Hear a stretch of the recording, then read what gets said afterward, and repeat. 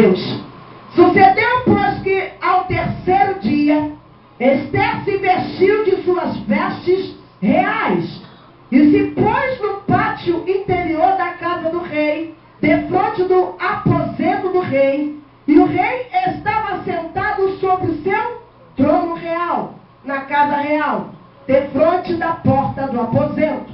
E sucedeu que, vendo o rei, a rainha Ester, que estava no pátio, ela alcançou graça aos seus olhos. E o rei apontou para Ester com o cetro de ouro que tinha na sua mão. E Ester chegou e tocou a ponta do cetro. Versículo 3. Então o rei lhe disse: que é o que tens, rainha Ester? Qual é a tua petição? Até metade do reino se te dará. O Espírito Santo de Deus, ele me deixou alguns tópicos em relação a esses 3 versículos que nós lemos agora. Ester, a primeira coisa que o Senhor me tocou no meu coração é que Ester se vestiu das suas vestes reais. Ester teve a preocupação, a incumbência de se vestir com ordem e com decência, porque ela ia se apresentar diante do rei e segundo diante do seu esposo. Ei, abre aí um parâmetro para mim. Assim deve ser eu e você. Mas não é só para vir para a casa do tabernáculo do papai, não. É para a gente ir para o trabalho. É para a gente evangelizar. Aqui Ester, ela teve uma preocupação. Ela poderia ter se colocado: não, eu sou a rainha, eu sou a esposa, ele vai me receber, então eu vou de qualquer maneira. Ei, não se esqueça que o meu corpo, o teu corpo é templo do Espírito Santo. Ele não pode habitar abaixo de Condarábia, num corpo que está descoberto, num corpo que está mostrando a sua nudez. Foi a primeira preocupação, a primeira incumbência de Ester é de se apresentar bem diante do rei. Fala para o seu irmão: se apresente bem. O tabernáculo de Deus, irmãos, é o santuário da morada do Altíssimo. Uma coisa que me chamou a atenção foi quando o evangelista falou que quando acaba o carnaval lá, a escola de samba já está prontinha. Se deixar, né? As irmãs, eu vi a luta. Corre, corre, daqui, chora dali, sobe monte, desce monte, vai para ali, vai para lá. E a gente vê que a maioria das vezes, né, irmãos, o próprio povo da casa não está nem aí. Ah, que nada, não.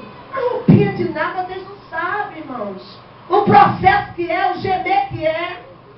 Ah, você não sabe os alavancos. Quando o inimigo se levanta com o filho, se levanta com o marido, a enfermidade vem, Satanás rouba a chute quando a lábia começa a tocar, querer entrar, o sapatinho de lã. Mas graças a Deus nós temos um pastor, irmão, que nos apoia, está sempre aí juntinho. Ah, que você possa ter também, se você não tem, é tempo. Pessoas aqui desgarradas.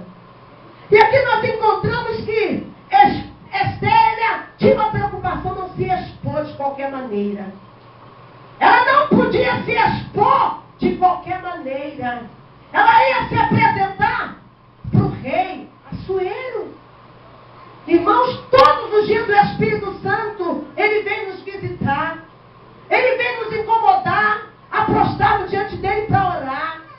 Para estarmos sempre pronto, para estarmos falando com ele. Como foi falado hoje, a oração. Até na oração eu não posso dobrar o meu joelho com as minhas vestes íntimas. Não! Nós vamos nos apresentar diante do Rei dos Reis. Santo, poderoso, aquele que pode todas as coisas. É ele que mata, é ele que faz viver. As minhas vestes, principalmente espirituais, ela precisa estar reluzente. E aqui nós podemos ver que Ester colocou as suas vestes. Ela se preparou. Hoje o Espírito Espírito de Deus manda dizer à igreja: trouxe cada um de vós a este lugar para colocar vestes novas, lavando e de conda rápia, para vos adornar, para vós receberem uma unção diferente, um avivamento sobre as vossas vidas. Não é só avivamento quando o batuque do pandeiro vem, quando o coelho de fogo desce, não, mas é quando o teu glória ele sobe, e ele rasga o céu, e ele abala o inferno. Glorifica Deus, glorifica, oh, glorifica. Diga para o seu irmão assim, para a sua irmã: se preocupe com as suas vestes. E eu, palestrando com Deus, ele falava assim para mim: olha, filha, muitos não vão gostar da forma como eu vou te usar. Muitos vão querer fazer biquinho, mas culpa ela. Essa irmã linda, presidente, que me convidou, culpa ela, tá? Diaconisa Valderez, que diz: ô missionária, nós queremos que a irmã, ela é a culpada. Que Deus te abençoe. Amém? E o Espírito Santo de Deus palestrando comigo, ele falou assim: diga para a minha igreja que eu falo e aprovo, que eu quero mostrar para a minha igreja como eu quero a minha igreja adornada. Quer que eu prove? Lá no livro de 1 Timóteo 2, versículo 9, como a festividade hoje é das mulheres, ele quer mostrar para você e para mim que ele faz sim, aleluia, ele cobra sim as nossas vestes reais. Ele diz assim, 1 Timóteo 2, versículo 9, ele diz que do mesmo modo as mulheres se ataviem com traje honesto, com pudor e modéstias, não com tranças ou com ouro, ou com pérolas, ou vestidos preciosos, mas como convém às mulheres que façam profissão de servir a Deus com boas obras. Olha que coisa linda, irmão. Para mim é uma profissão. Para você, mulher, é uma profissão, mas faça com boas obras. Você está entendendo como Deus ele fala e ele testifica neste lugar? A rainha Estela teve a incumbência, a preocupação de se vestir com trajes reais. Ah, missionária, eu não estou encontrando esse livro de Timóteo na minha, você rasgou, mas está aí. Tá. Na sua Bíblia não tem? Não tem não, mas está aí. 1 Timóteo 2, 9 e 10. Aqui nós encontramos, irmãos, a receita para mim e você, mulher de Deus, andarmos com ordem e decência. Mas não é só para vir para a igreja, para mostrar para o anjo da igreja, não. É no seu dia a dia, é no seu viver. Sabe por quê? Porque o nosso pastor, ele não está conosco no trabalho, na escola, mas o anjo do Senhor está. O homem com os olhos de fogo, ele está. E ele sabe como eu ando e como você anda. Ele está tratando comigo hoje, nesse lugar. Você pode aplaudir o Rei dos Reis?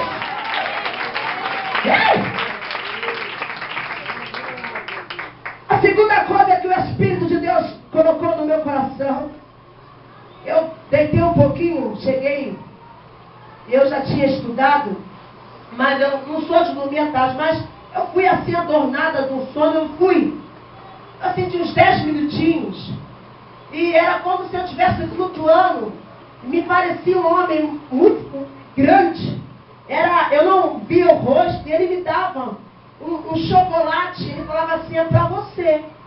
E eu falava assim: para mim? Mas eu não quero chocolate.